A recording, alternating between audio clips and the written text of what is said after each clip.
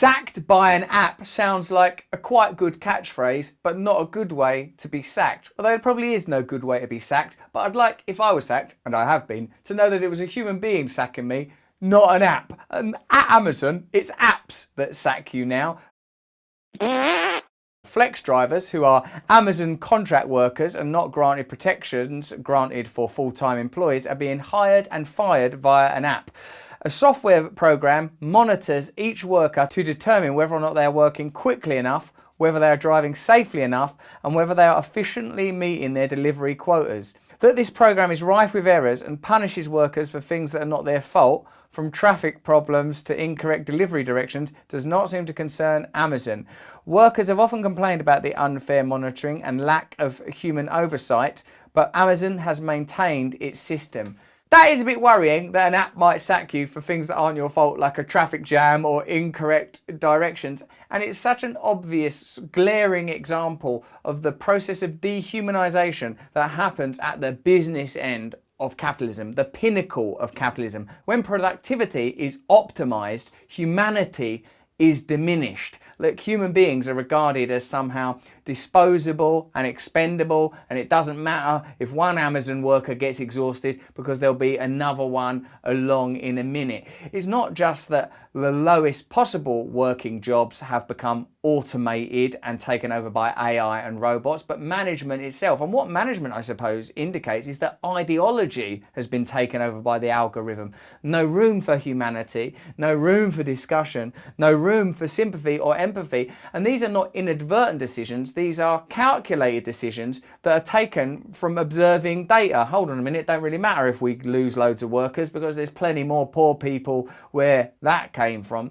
So in a sense, Amazon, for all its expertise and excellence, is expediting or expediting the kind of corrosion of our, what were once considered our core and most important values. Sometimes when you get something delivered, do you sort of feel like that the exchange has been kind of stripped of all meaning? That when in your own life do you have time to look in the eyes of someone who's delivering something to your house and go thank you? It's like the dehumanization takes place on a personal, social level. It's very hard now, living in this culture, to remember that within every single human being you meet is a divine spark of light, a soul, a history, a future, dreams, heartbreak, loss. All of those things are stripped away because we are becoming like the algorithms and managerial systems that manage us. So it's not just the fact that people that work for Amazon are being treated in an inhumane way. This pinnacle inhumanity is trickling down, becoming a kind of immersive and enveloping experience for all of us. Our humanity is at stake. This article continues. The man who designed Amazon's warehouses has pretty much said that Amazon systems are set up to promote high employee turnover because longer term workers are more comfortable and less desperate to please. I suppose these corporations and tech titans that are now held up as emblems of success and triumph, or just unthinkingly consumed and engaged, are becoming the embodiment of the worst conceivable kind of values. It is like living out Skynet's prediction that, well, human beings, they don't help, we can kind of eliminate them. The thing that stops the system from working perfectly is human frailty. In the end, you do reach dystopic conclusions. If you don't, in a sense, valorize our values such as empathy, kindness, sympathy, then they get kind of extracted altogether.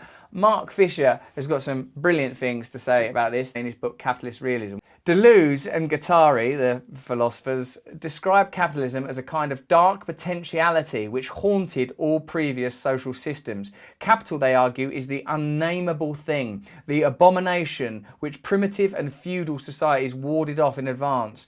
When it actually arrives, capitalism brings with it the massive desacralization of culture. It is a system which is no longer governed by any transcendent law. On the contrary, it dismantles all such codes only to reinstall them on an ad hoc basis. The code, for example, that human beings are inherently valuable and worth protecting and honouring, if you strip that out and it's like, well, actually, you could just, if one driver don't work, Get them out. You can have another driver along. If once you let go of the value of a human being, then the machine can operate more efficiently. I think what we're experiencing now is the kind of amplified horror that occurs when this level of technical capability meets the rapacious appetites of capital.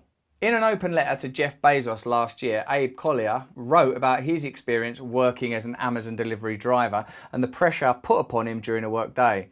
He had to intentionally dehydrate himself because of the lack of bathrooms, unrealistic expectations for speed of deliveries, hostility from passers-by, and physical strain. Collier also wanted to make it clear that he was grateful for the opportunity to be mistreated in this way. He wasn't eligible for unemployment benefits, and he wrote, "Due to the pandemic, I was desperate for any income." That gratitude was also behind the recent failure to unionize at an Amazon warehouse. Many workers spoke of being grateful for the work, as bad pay is better than no pay. So I suppose we see here how the pandemic has been used to create desperation, despair, and extreme need among working people so that they no longer feel that they have the power to mobilize, resist, organize, or make demands of their employers.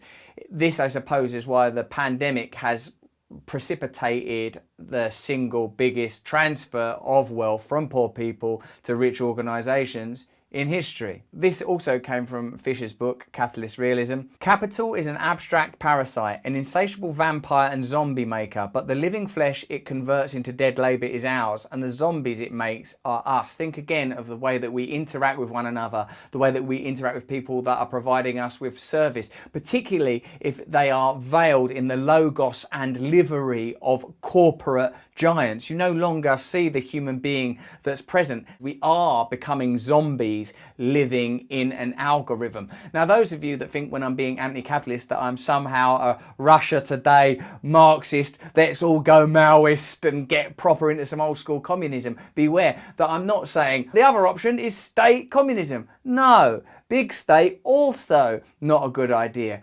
Localized power, localization, allowing each other to make decisions that affect our own lives. Now, the way that this is prevented, I suppose, is by entombing us in the idea that we need some kind of sovereignty, whether it's apparently left or apparently right, to protect us from the horrors of the barbarians beyond the gate, whether those barbarians are pandemics or terrorists or communists or capitalists, whatever things being used this week to keep you in a state of desperation where at the extreme economic end of it you're willing to work for Amazon, where you might be sacked at some point by an app, not even a human being, called Julie, nervously chewing a pen while they tell you, sorry, it's just not going to work out for you. You do take too long with your deliveries and you've been weeing in a bottle, which is weird and unforgivable. There was a reason I did that. There's no excuses here. From Mark Fisher again. Capitalist ideology in general, Zizek, Slavoj Zizek, the brilliant philosopher, capitalist ideology in general, Zizek maintains, consists precisely in the overvaluing of belief, in the sense of inner subjective attitude at the expense of the beliefs we exhibit and externalise in our behaviour. So long as we believe in our hearts that capitalism is bad, we are free to continue to participate in capitalist exchange. According to Zizek, capitalism in general relies on this structure of disavowal. We believe that money is only a meaningless token of no intrinsic worth, yet we act as if it has holy value. I find myself doing that all the time. Moreover, this behaviour precisely depends upon the prior disavowal. We are able to fetishise money in our actions only because we've already taken an ironic distance towards money in our heads.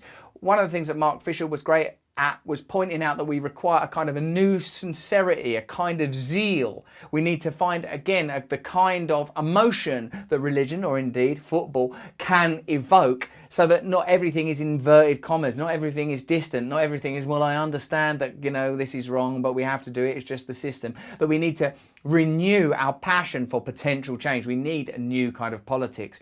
If you're finding these Mark Fisher things a little difficult to comprehend, you'll love this one where he uses Wall-E, the Pixar movie, to unpack some of these ideas.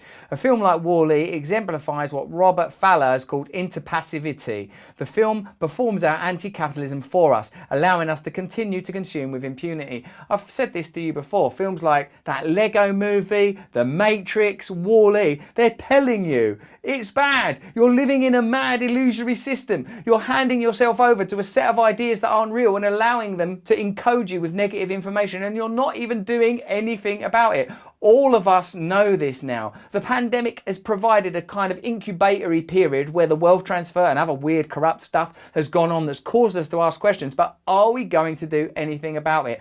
Are we going to continue to live atomized lives of interpassivity, or are we going to become engaged and demand from whatever perspective the right to be treated as a human being with dignity? If you like that, please would you press like and subscribe and join up to my mailing list so I can monetize you? I mean, the fact is I've got to build community somehow. And let me know what you think of this video. If you want to listen to me having big, deep, hour-long chats, get my app from, oh bloody hell, get Luminary from Apple. Look, I don't know how you're going to free yourself, but somehow you will. And also watch my Shakespeare show, Our Little Lives, streaming on live now. All the links for all of these monetized projects that I do are in the description. If you don't want to get involved, no one could be more sympathetic than I am. Let us use these tools to create a new kingdom where these tools are rightly positioned in our service, not vice versa. Thank you.